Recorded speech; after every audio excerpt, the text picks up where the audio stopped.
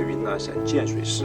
建水市位于滇南这一片被红河水滋养的红土地上。这座城市不像大理那样张扬着风花雪月，也不像丽江那样沉迷于软语温存。它的历史厚重的像一卷落满尘埃却字字惊心的宋版书，又鲜活的像清晨井边刚打上来的一桶透凉的凉水。这里就是建水。古代的时候，这里被称为临安。在中国的旅行版图中，建水呢不仅是一座国家历史文化名城，更像一个时间的切片。在这里可以看到明清时代文人的风骨和云南近现代的工业脉络与最市井的烟火人间完美折叠在一起。建水的历史其实是一场横跨千年的文化西进与融合的一个过程。建水历史最早可以追溯到唐代，公元810年左右，南诏国在这里筑城，这里称为会利，也就是在彝族语言中就是大海。当年的建水是通往越南、东南亚的重要商道枢纽，也是南诏与大理国抵御外敌、经营滇南的军事要塞。而建水城真正的命运转折发生在明朝。随着明军进入云南，大量的江浙移民随着军队迁入，他们不仅带来了先进的农业技术，更带来了中原的儒家文化文脉。在长达数百年的历史和实践中，建水的科举成就了冠绝全云南。当年的建水就被称为小临安。其实小临安，临安在古代其实就是杭州嘛。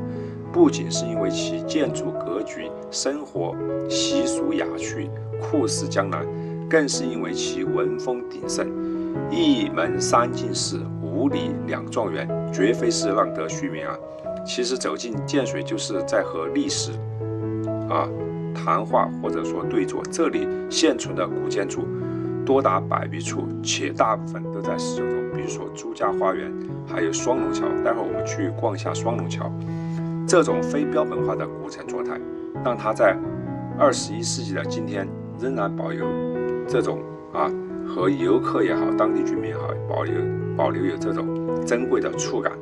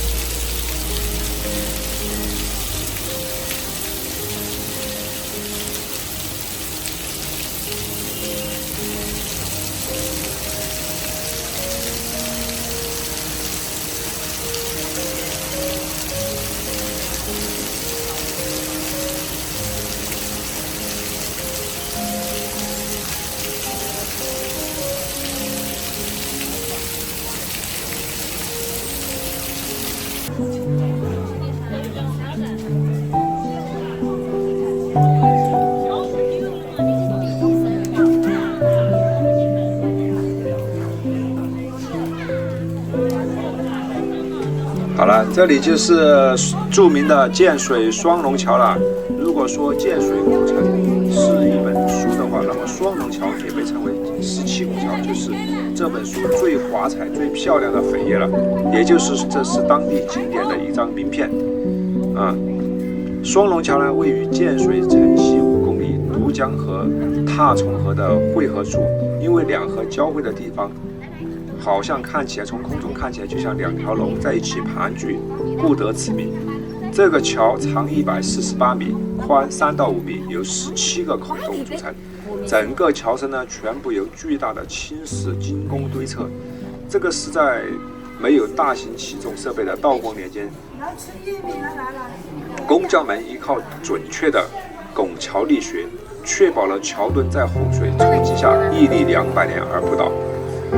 大家看这个双龙桥，它的这个线条其实是很平缓而有力的，就像一条长龙过在水面。17个桥孔由小到大，再由大到小，呈现出这种完美的对称美学。在桥的中间呢，建有3座飞檐翘角的阁楼，分布在桥的2端和中间。中阁是一个3层的毡方阁，是整座桥的视觉中心，其拱斗密布，彩绘精致，具有精准的或者说典型的这种清代滇南建筑风格。这个桥阁其实并不完全是为了美观，更是为了满足古代这种文人登高望远、登高怀远的这种社交的这种需要，或者说一种社交的这种情怀。当然了，这里对于这些视频创作者或者是摄影师来说，这个双龙桥是那种不需要滤镜的存在。比如说在早上清晨日出的时候，晨雾笼罩整个水面，金色的阳光从桥孔中穿出，形成丁达尔效应。这种拍出来的照片或者视频极具神性，非常好看。第二就是下雨，今天我们过来时刚好遇到下大雨。双龙桥的倒影，它在平静的河面延伸，水天一色，拍极简风或者东方意境，这种都非常合适。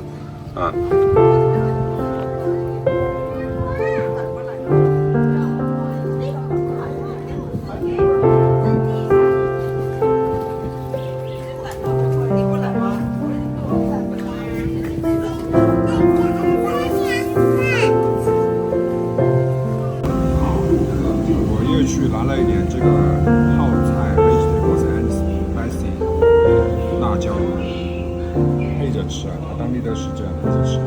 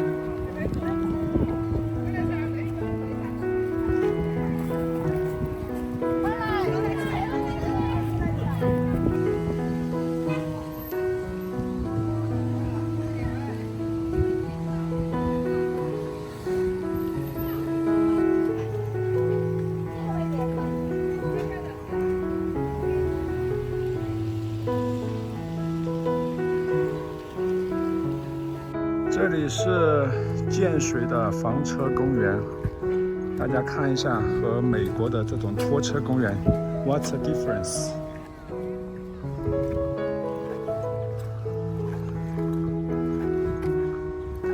可以接水